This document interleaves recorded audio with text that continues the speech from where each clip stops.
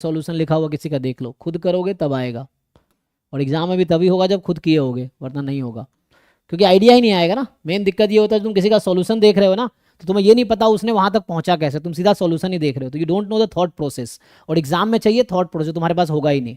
तो जो लोग सॉल्यूशन देख देख करते हैं, क्या होता है, उनका एटीट्यूड या उनका माइंडसेट डेवलप नहीं होता। तो आप सॉल्यूशन स्टार्ट तब करोगे जब आपका माइंडसेट क्वेश्चन से सॉल्यूशन को कनेक्ट कर पाएगा, उसके बीच में एक थॉट प्रोसेस है। वो थॉट प्रोसेस तभी आएगा जब आप खुद से सॉल्व करने की कोशिश करोगे। सिर्फ सॉल्यूशन देख के करोगे तो वो आपको अनसॉल्व क्वेश्चन होगा ही नहीं आपसे।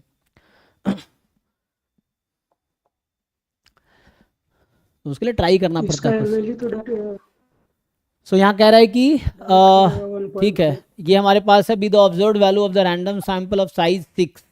तो आपके पास x1 x2 x3 x4 x5 x6 there are 6 random variables जिसकी ऑब्जर्व्ड वैल्यूज दे रखी हैं। अब पूछ रहा है कि from a continuous distribution with this PDF. तो x जब 0 से हाफ में है पीडीएफ 1 है, और x जब हाफ से थीटा में है तो पीडीएफ ये है। ओके अच्छा, एक चीज आप अगर नोटिस करोगे तो जो वैल्यूज हैं क्या है, 0.2 जो है इसमें है ना, बाकी वैल्यूज इसमें है, जो x की वैल्यूज हैं एक्चुअली, हम ये देख रहे हैं x की वैल्यूज क्या है ना। तो 0.2 इस वाले में है, तो पीडीएफ उसके अकॉर्डिंग 1 ले सकते हैं हम लोग। होता क्या है, आप लाइक्लीहुड फंक्शन जब लिखते हो तो कैसे लिखते हो, likelihood function is actually this is joint PDF ना, fx1 fx2 fx3 fx4 fx5 fx6, 6 random इसलिए ऐसा लिख दिया, जिसको आप जब आप लिखते हो तो ऐसे लिखते हो, product f of x i from 1 to n, n यहाँ 6 है। तो यही x1 x2 x6 तो आपको गिवन है, क्योंकि ये थीटा का फंक्शन है। तो लाइक्लीहुड फंक्शन में x1 x2 x3 xn constant है, xi's are constant in the likelihood function, theta is variable. तो यहाँ xi इंपॉर्टेंट नहीं है, इंपॉर्टेंट थीटा है लाइक्लीहुड फंक्शन में। तो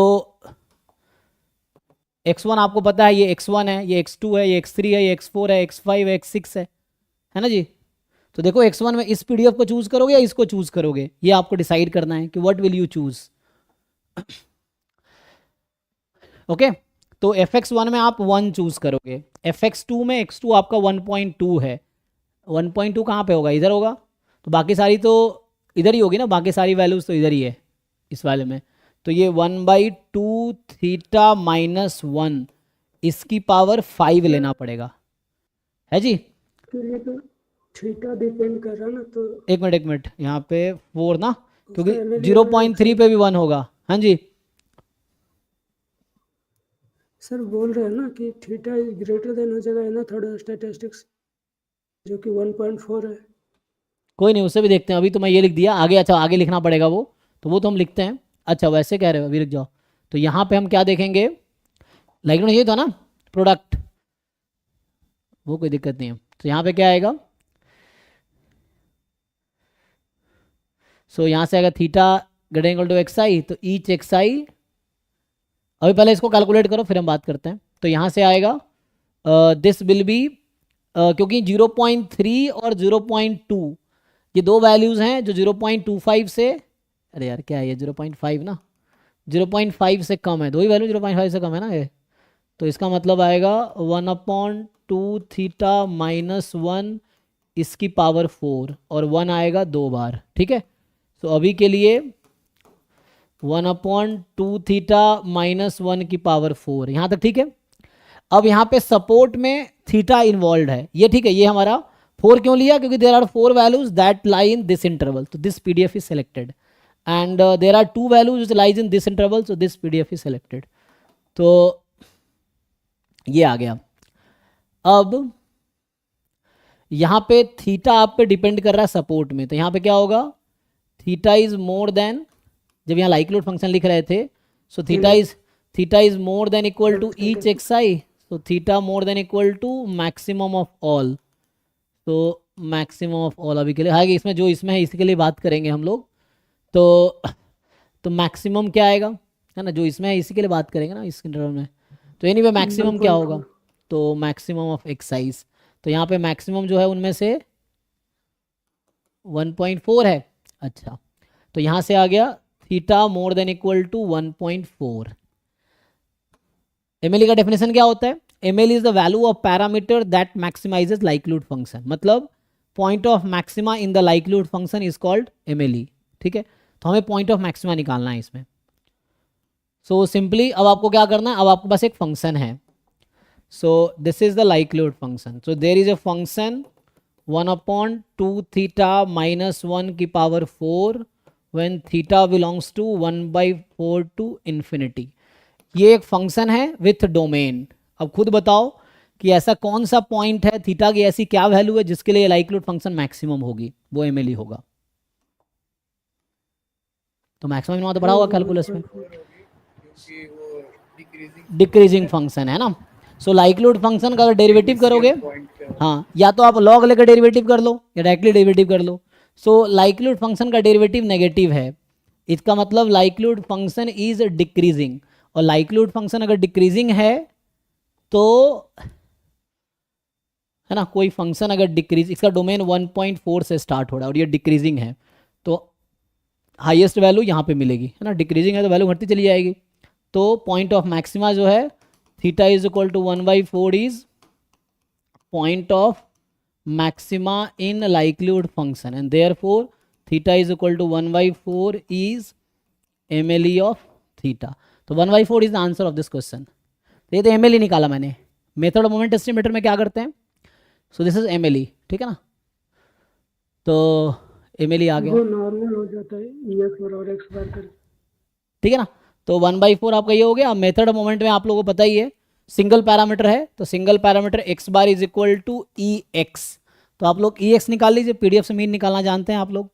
सो मीन निकालेंगे FX x इंटू FX करके निकालो क्या आता है।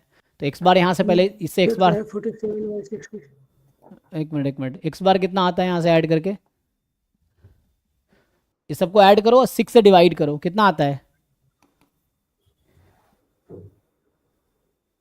4.7 4.7। ओके, और ये कितना आता है? EX थीटा के टर्म में आएगा। EX PDF से यहाँ से EX यहाँ से आएगा सर x बार 4.7/6 7/6। अच्छा 4.7 सम किया था आपने, ओके। 4.7/6, हाँ। EX क्या है? Expectation of x। EX find करो क्या आता है।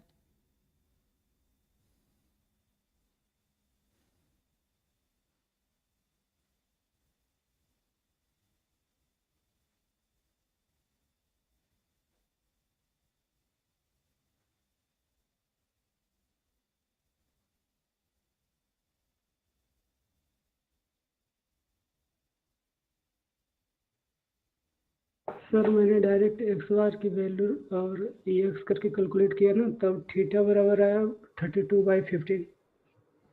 डायरेक्टली कैसे कैलकुलेट कर देते हो? बिना थीटा के टर्म में निकाले कैसे आ जाएगा? हाँ मतलब इक्वल करके कर दिए थे, तो उसका मीन नहीं निकाले, इक्वेट करके कर दिए डायरेक्ट। तो मीन क्या है, वही तो पूछ रहा हूँ। मीन जब निकलेगा तभी तो थीटा निकलेगा। जब यहाँ से EX आएगा तभी तो इक्वेट करेंगे। 0.5 प्लस 4.2/2 थीटा माइनस। इतना कॉम्प्लिकेट आ रहा है क्या? एनीवे सॉल्व करो। तो EX निकालना आता ना सबको।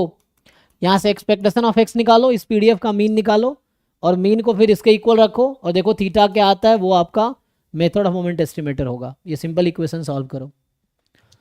थीटा प्लस 1/4 आ रहा है। Theta plus 1/4, okay. तो ढंग से किसी ने सॉल्व, भाई जब घर पे सॉल्व करो थोड़ा साफ सुथरा नोटबुक में सॉल्व करो ताकि जब पूछो तो बता सको। इसलिए बोलता हूँ क्लास में करके आओ। और मुझे ऐसा लग रहा है आधे बच्चे ऐसे हैं जो बस ऐसे ही देखने आए, चलो सर आप सॉल्व करो हम देखते हैं। भाई इससे कुछ नहीं होगा तुम्हारा एग्जाम में, बता रहा हूँ। जो बच्चे पहले से करके बैठे उनका सिलेक्शन होगा। तुम अगर वेट कर रहे हो एग्जाम आएगा, एग्जाम के 2 दिन पहले करेंगे, फिर तो हो गया। ये चीज़ें हैं, तो तुम पीछे हो।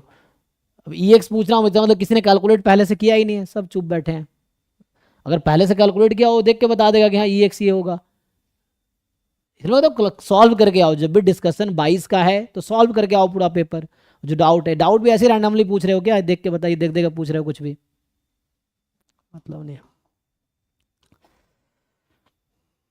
अगर मैं कोई पूछ रहा हूँ जो बच्चा ट्राई करके आया तो उसके पास तो आंसर होने चाहिए। मीन निकालना इतना मुश्किल काम तो नहीं है इसमें।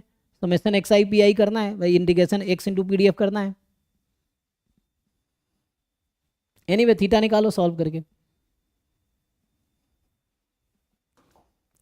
कुछ तो बच्चे ऐसे होते हैं कि सर एग्जाम में ही कैलकुलेशन करेंगे, घर पे नहीं करेंगे हम, एग्जाम में ही।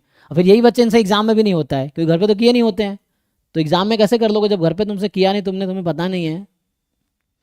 फिर एग्जाम में ही पता चलता है कि हमें तो आता ही नहीं था, हम पूरे साल गलतफहमी में ही थे। ये चीज़ें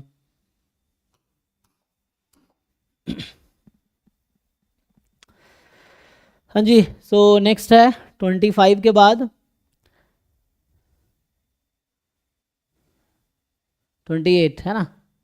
सो